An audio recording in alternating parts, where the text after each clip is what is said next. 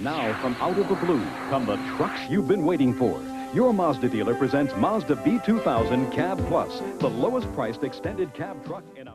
Hey, this is Gallagher. I've been waiting to do one of these for a while. Unfortunately, this one's a two-wheel drive model and it has been somewhat picked clean, but it's the best example at this yard at the moment. It is a Mazda B2200. Let's check it out. From a cork factory and rickshaws to beautiful rotary sports cars and vape clouds wafting out from under Miata hardtops, Mazda has had a colorful and impressive history. This little unassuming truck fits right into that interesting timeline. Mazda may be known for its efficient and sporty take on traditional automobiles, but they started with trucks. Well, that is if you consider a rudimentary three-wheeled rickshaw from 1931 with a bed on it a truck. But soon after, they were building economical coupes, sedans, and sports cars. Coming in 1961, Mazda pumped out its first B-Series pickup for the Japanese market. It had all the generationally required options, as well as a few newfangled features such as torsion bar front suspension.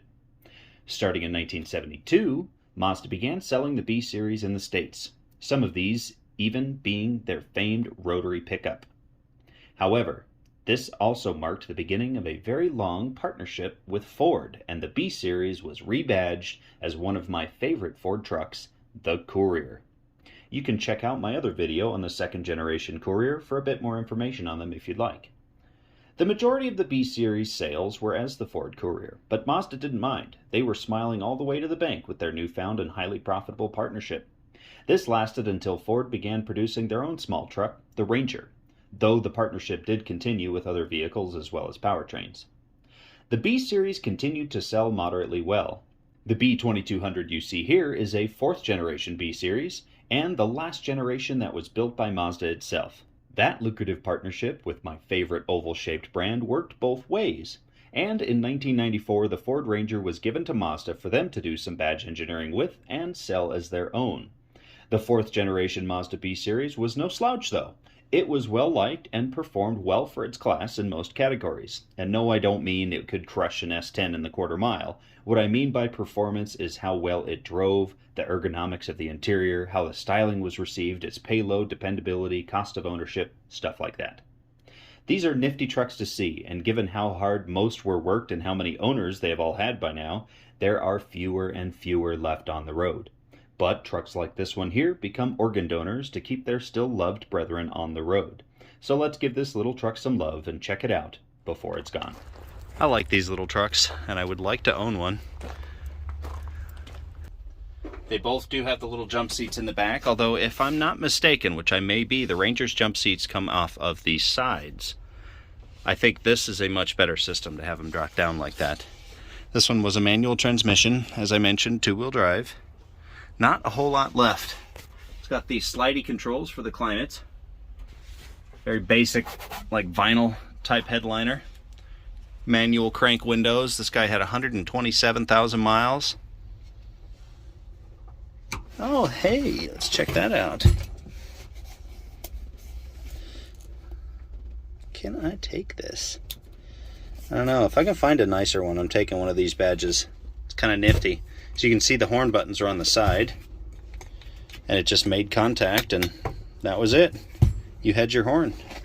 It's this guy here, either body control module or possibly the PCM. Probably not.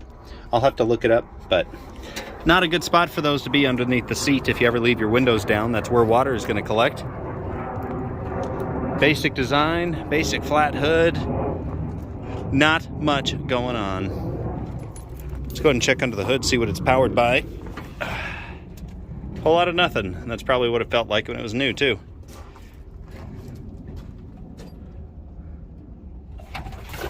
This one had a 133.3 cubic inch engine.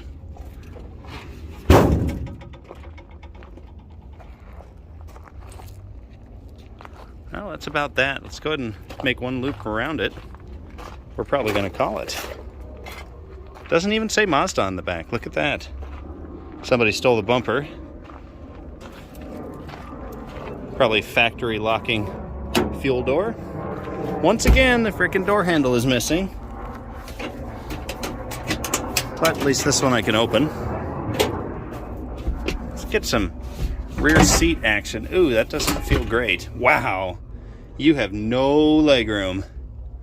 Holy cow. And, you know, not that I have to say it, this isn't exactly the most comfortable setup. Little to no dash. Put the speakers in the dash, though. Didn't have them in the doors. It's probably cheaper doing it that way.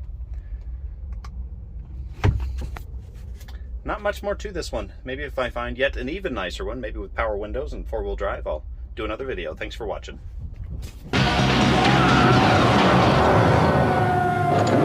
5/8 to 3/4. 10 millimeter. My favorite.